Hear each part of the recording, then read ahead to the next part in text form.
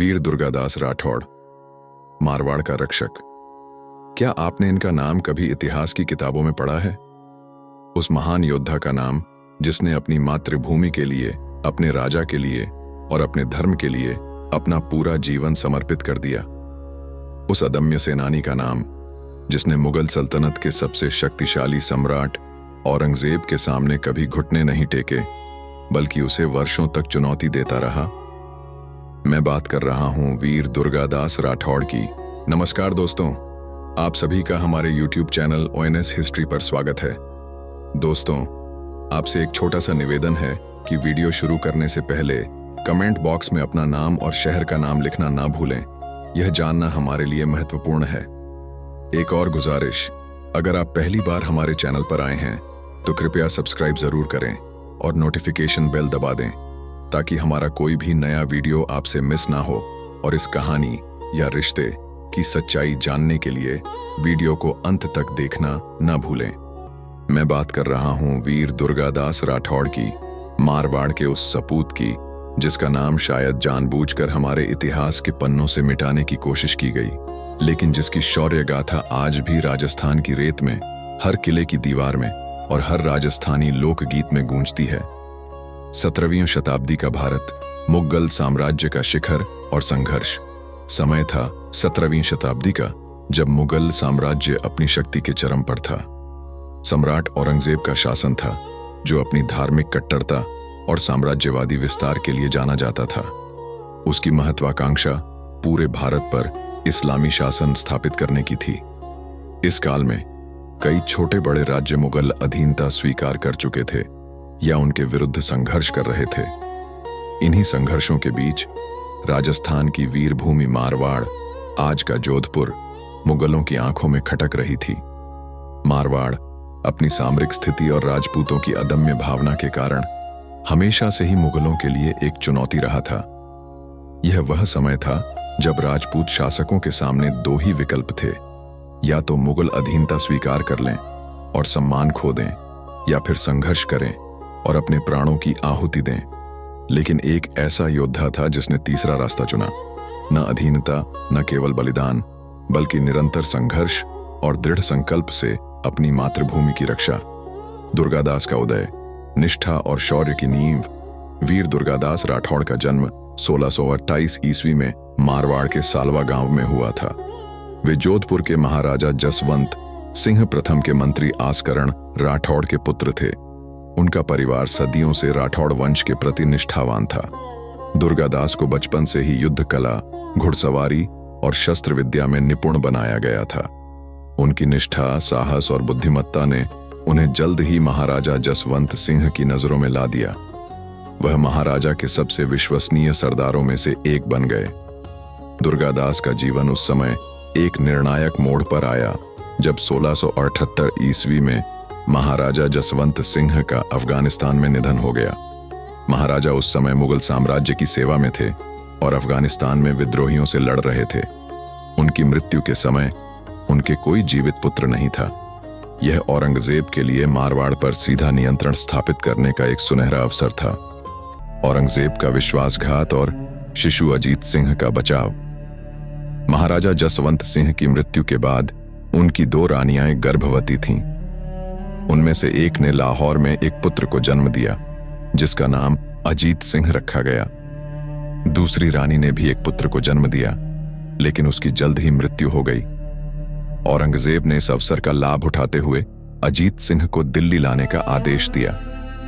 उसका इरादा अजीत सिंह को इस्लाम में परिवर्तित कर मुगल दरबार में पालना था, ताकि मारवाड़ पर उसका सीधा नियंत्रण हो सके और राजपूतों का स्वाभिमान कुचला जा सके। दुर्गादास राठौड़ ने इस चाल को तुरंत भांप लिया। उन्होंने अन्य राजपूत सरदारों के साथ मिलकर अजीत सिंह और उनकी माताओं को दिल्ली से सुरक्षित निकालने की योजना बनाई। दिल्ली में मुगल सैनिकों ने अजीत सिंह और उनकी माताओं को घेर लिया। यह एक अत्यंत खतरनाक स्थिति थी।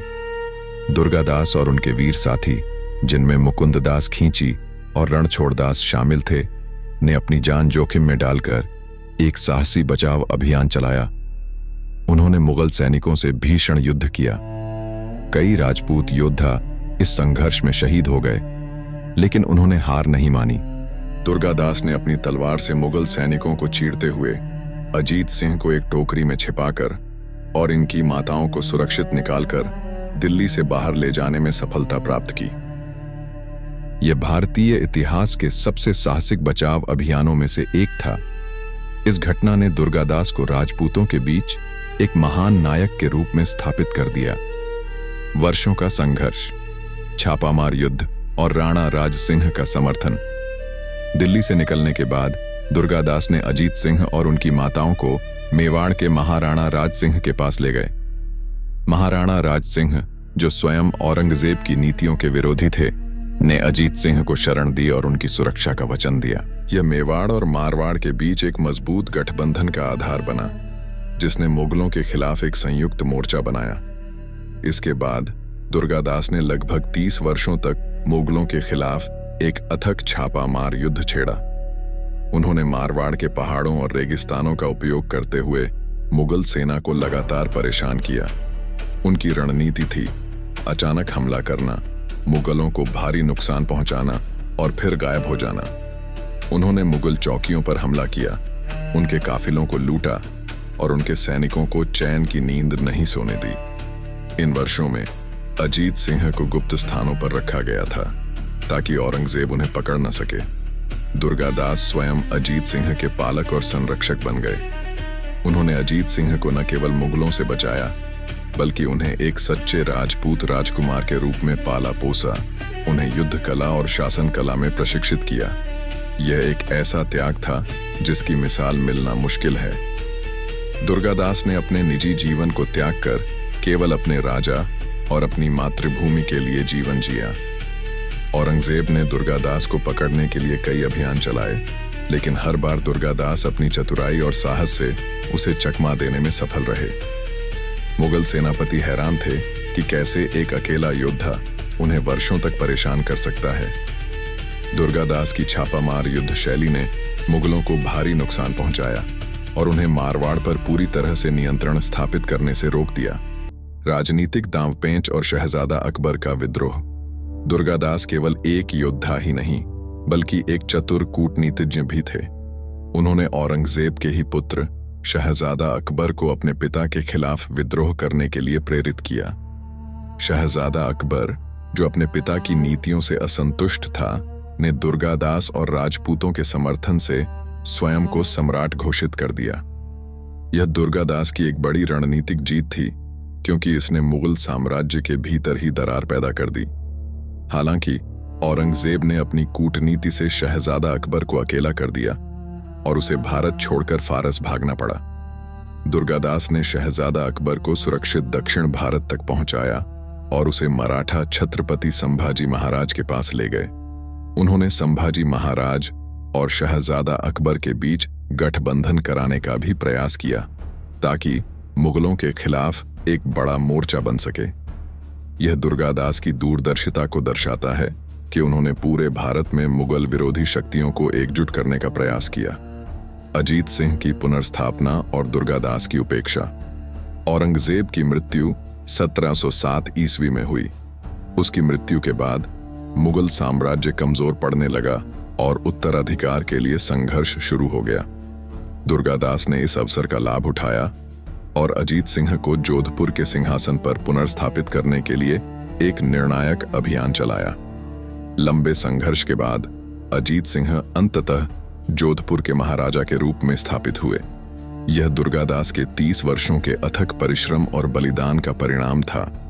लेकिन जैसा कि अक्सर इतिहास में होता है, सत्ता में आने के बाद अजीत सिंह पर दरबारियों का प्रभाव बढ़ने लगा। कुछ स्वार्थी दरबारियों ने अजीत सिंह को दुर्गादास के खिलाफ भड़काना शुरू कर दिया। उन्होंने दुर्गादास की निष्ठा पर सवाल उठाए और उन्हें सत्ता का लालची बताया।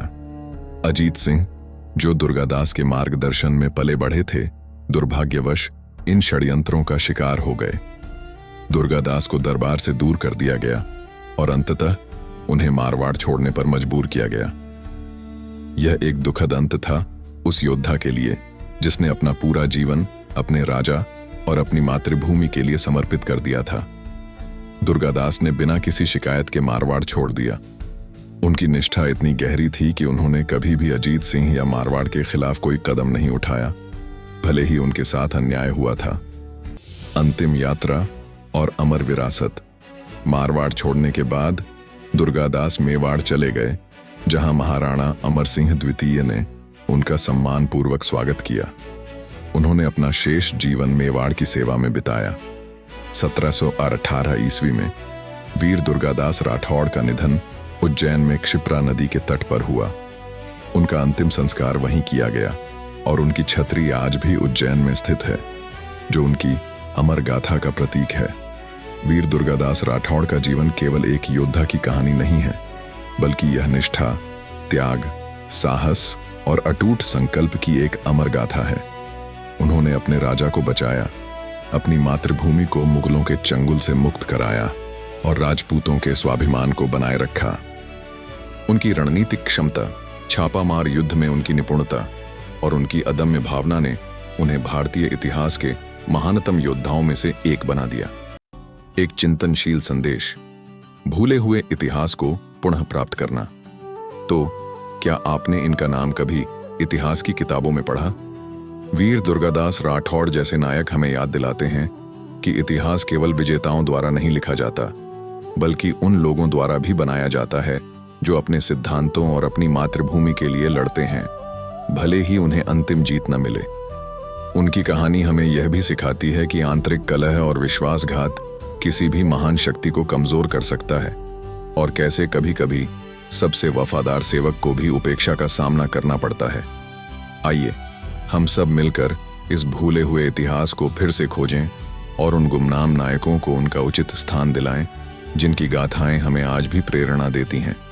यह हमारा कर्तव्य है कि हम अपने अतीत के सभी पहलुओं को जानें, ताकि हम अपने भविष्य को बेहतर ढंग से गढ़ सकें।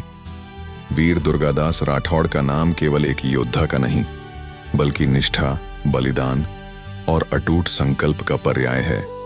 एक ऐसा नाम जिसे हमेशा याद रखा जाना चाहिए।